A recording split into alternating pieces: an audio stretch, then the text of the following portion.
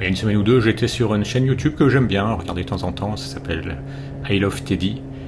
Alors ça me fait un autre point de vue, parce que moi je suis vraiment sur les routes de campagne, lui il a l'air de pas mal rouler en ville, en Ile-de-France, et ce qu'il observe, c'est qu'il y a beaucoup de trails, lui-même roule en trail, et il en conclut qu'on va tous finir en trail. Et moi j'ai l'impression que c'est vraiment quelque chose qui dépend de l'endroit où on habite, parce que moi où je suis, bon vous avez vu, moi j'ai un utilitaire 4 cylindres, mais je croise régulièrement des super motards, oui, parce qu'il y a des petites routes comme celle sur laquelle je suis, je croise régulièrement un peu moins des sportives, mais quand même. Et je croise des...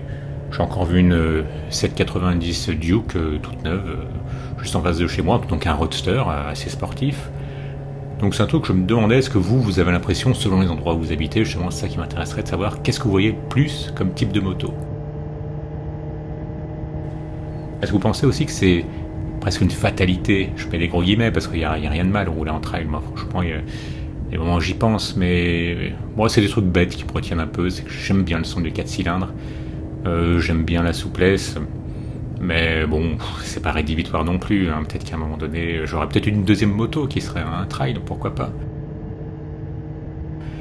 Et est-ce que vous avez fait ce chemin d'aller vers autre chose, vers un trail, ou au contraire, trail vers autre chose?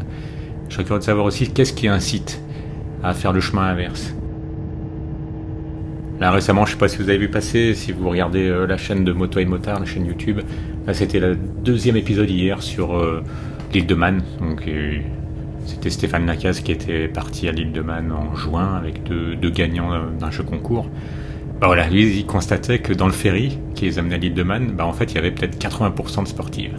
Donc ça montre bien que finalement, parfois le point de vue qu'on a il est biaisé parce qu'on est dans un certain contexte où on verra qu'un type de moto, bah là il se trouve que les gens qui vont à l'île de Man, voir passer des motos à 300 à l'heure, il y a des chances que ce soit des fans de sportives.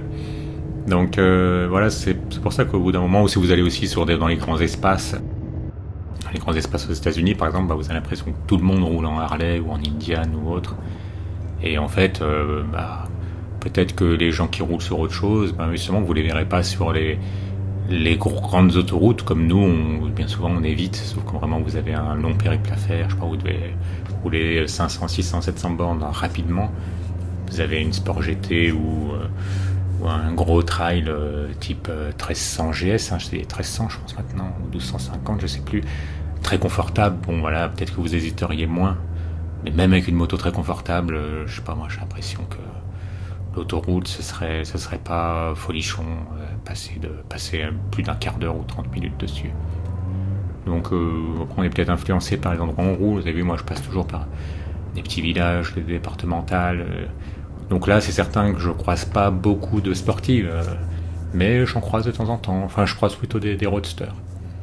D'ailleurs il y a peu de temps j'étais à côté de Saint-Malo, et il y avait une magnifique Z900 en rouge garée, et juste à côté de la crêperie où j'étais. Donc je me doutais qu'elle devait appartenir à une des personnes qui bossait à la crêperie. Je vois arriver le premier serveur. Quand des motos passent dans la rue, il lève pas la tête. Je dis bon, c'est pas lui. L'autre serveur arrive, hop, là, passe de moto, tout de suite il tourne la tête. Bon, c'est bien que je finis mon repas, puis à la fin je vais lui demander si c'est à lui, t'as Z900, ouais, c'est à lui, etc. On parle moto du coup. Puis je lui dis qu'en fait j'étais sûr qu'elle était à lui quand j'ai vu qu'il se retournait sur le passage des motos, alors que son collègue, pas du tout. Donc comme quoi finalement on arrive à être repéré facilement, même si on est loin de notre moto, même si on n'a pas l'équipement. On a des petits réflexes comme ça qui nous trahissent.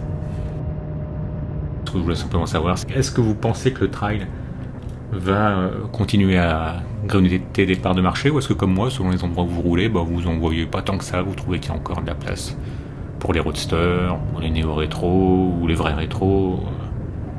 N'hésitez pas à le dire en commentaire. Un petit like si vous avez aimé. Abonnez-vous si c'est déjà fait, et à bientôt.